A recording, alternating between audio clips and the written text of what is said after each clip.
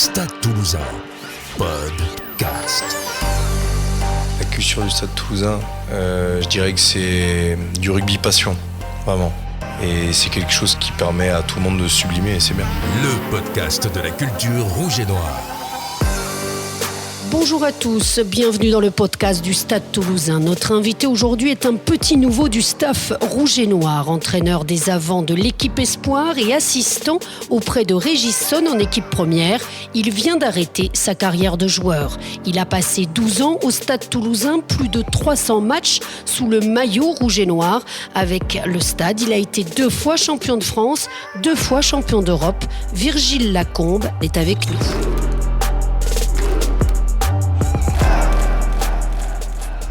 Bonjour Virgile. Bonjour. Alors tu as commencé ta carrière professionnelle ici même au Stade Toulousain, tu es même arrivé en cadet. Comment tu vis aujourd'hui ce retour aux sources ? Déjà ça me fait très plaisir de pouvoir revenir au club. Et ensuite je suis heureux d'essayer de rendre ce que m'a apporté le club. Donc c'est quelque chose de très positif pour moi. Beaucoup de choses ont changé depuis que tu étais parti. Oui, notamment les structures d'entraînement, l'effectif, aussi bien que le staff d'entraîneur que les joueurs. Voilà. Après, ce qui n'a pas changé, c'est la ferveur qu'il y a autour de ce club. Oui, justement, tu disais c'est une chance de ne pas avoir joué avec les joueurs, parce qu'aujourd'hui, donc, tu es de l'autre côté de la barrière, tu es entraîneur. Comment ça s'est passé, ce nouveau rôle de joueur à entraîneur ? Je pense plutôt bien, dans un premier temps parce que il y a la distance qui a été faite du fait qu'on ne joue pas ensemble. Je connais que quelques joueurs et la majorité sont des 3/4, donc comme je les entraîne pas trop, c'est plutôt simple. Et puis ensuite, le relais qu'on peut avoir aussi avec des joueurs d'expérience au club qui, eux, sont énormément dans la passation, comme Jérôme Queneau, Charlie, enfin voilà, il y a pas mal de joueurs comme ça qui eux sont des vrais appuis pour nous entraîneurs. Tu succèdes quand même à William Servat, tu es l'assistant aujourd'hui de Régis Sonne, mais tu avais échangé avec William ?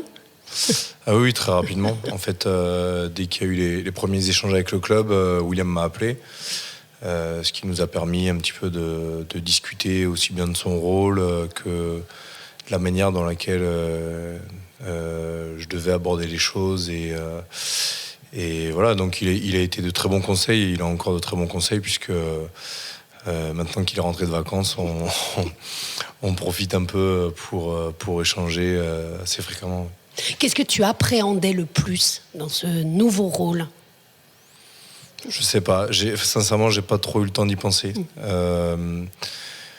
J'appréhendais pas trop le terrain puisque j'avais quand même passé mon diplôme d'entraîneur, j'avais entraîné les espoirs la saison passée à Lyon, donc sur ça j'avais quand même assez de confort. C'était peut-être plus mon rôle dans le staff d'entraîneur, à savoir quelle place j'allais avoir et puis un peu trouver le rythme parce que notre position est un peu particulière avec Bisonda, Laurent Thury et Clément Poitronneau car on entraîne les espoirs et l'équipe professionnelle. Donc voilà, c'était un petit peu de savoir comment allait être géré notre temps de travail et comment on allait pouvoir passer de l'un à l'autre. Justement, il y a une vraie passerelle. Aujourd'hui, c'était ça la volonté du Stade Toulousain, c'est qu'à la fois les entraîneurs des espoirs s'impliquent aussi avec les pros. Oui, aussi bien les joueurs qui sont régulièrement utilisés avec l'équipe professionnelle, qui sont des joueurs du centre de formation ou les entraîneurs qui sont directement en contact avec les deux équipes. Je pense que c'est une vraie plus-value pour le club. Maintenant, ça demande une grosse organisation et on est tous très volontaires en fait pour que ça fonctionne. Toi, tu étais arrivé en cadet dans les années 2000, c'était en 2000 je crois. Justement, qui t'a transmis les valeurs de ce club ? Dans un premier temps, les entraîneurs que j'avais à l'époque, qui étaient Christian Lafont et Bernard Santenac. Puis je me suis vite senti bien aussi dans ce club parce qu'à l'époque, on était dans un sport-études au lycée Jolimont et on était la majorité de l'équipe cadet à être au sport-études et à jouer au Stade Toulousain. Donc on vivait tout le temps ensemble. Ce qui fait que on a rapidement tissé des liens assez forts. Et puis après, on s'est suivi de catégorie en catégorie. Donc voilà. Et puis il y avait aussi la grande époque du Stade Toulousain qui gagnait des titres. J'ai le souvenir que jeunes, on passait devant les vestiaires de l'équipe pro en rêvant d'y mettre les pieds. Ouais. Et alors justement, la première fois que tu as mis les pieds, on enregistre ce podcast dans le vestiaire, il était certes pas comme ça. Non, il était très différent. Il était très différent. Mes premiers souvenirs de vestiaire. Alors, j'étais voisin de vestiaire avec Xavier Garbajosa, et il prenait un malin plaisir quand j'avais un petit peu de retard, que j'arrivais limite à l'heure d'entraînement, à me taper sur les doigts avec ses crampons pour que je n'arrive pas à m'habiller. Ça, c'est une anecdote assez marrante. Tu as gagné 2 titres aussi avec le Stade Toulousain, mais tu as été également champion de France avec les cadets. Quel souvenir tu gardes de ces titres ? Évidemment, mon titre cadet, c'est vraiment mémorable parce que c'était ma première saison au club. Et comme je disais, on avait un groupe très fort. Mais je pense que celui que j'ai le plus apprécié, c'est en 2011 contre Montpellier, l'année où je quitte le club, parce que j'avais un petit peu le sentiment de partir et de laisser le club en ayant donné le maximum et en ayant justement vécu un gros succès cette dernière année. Ouais. Il y a un joueur qui t'a marqué toutes tes années au Stade Toulousain, plus particulièrement. C'est vrai que vous étiez au milieu de pléiade de stars. Non, il y en a beaucoup qui m'ont marqué. Sincèrement, il y en a beaucoup qui m'ont marqué, qui m'ont permis de me construire aussi en les observant, en les écoutant.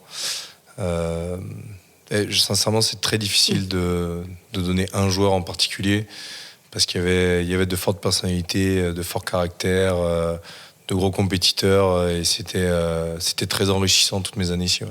En un mot, comment tu définirais la culture du Stade Toulousain ?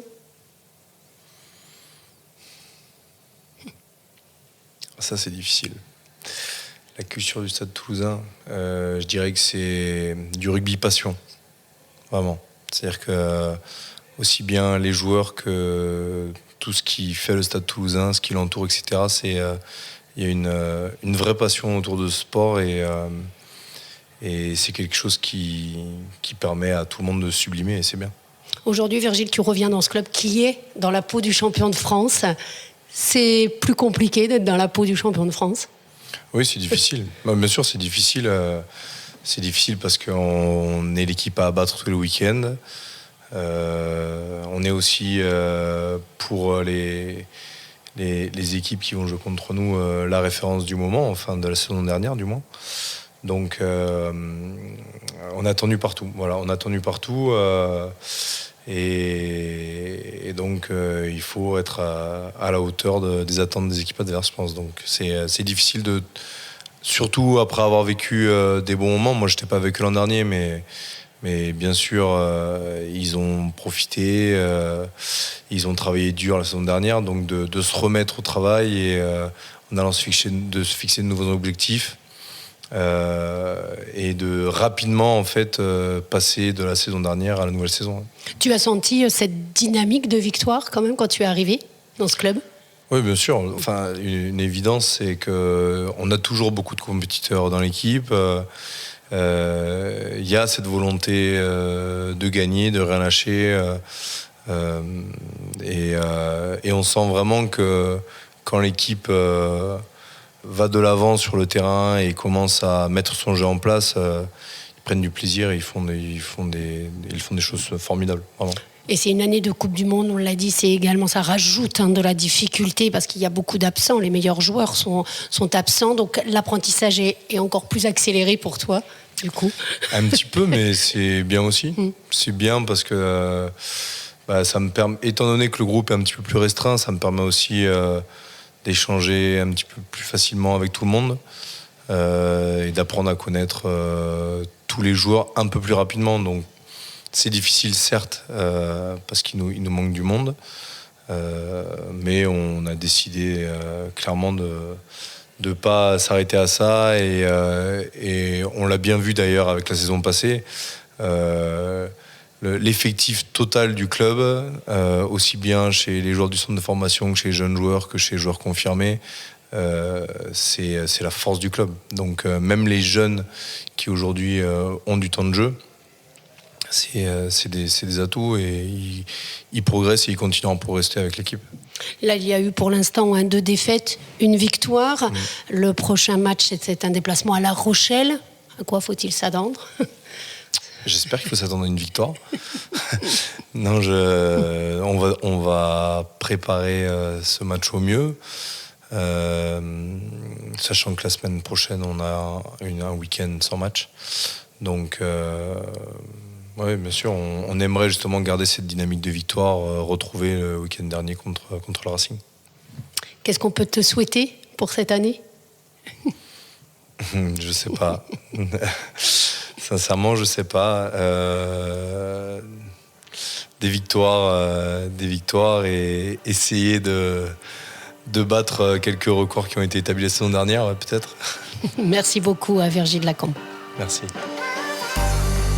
Merci à tous. Le Stade Toulousain se déplace pour le compte de la 4e journée de Top 14 à La Rochelle ce week-end.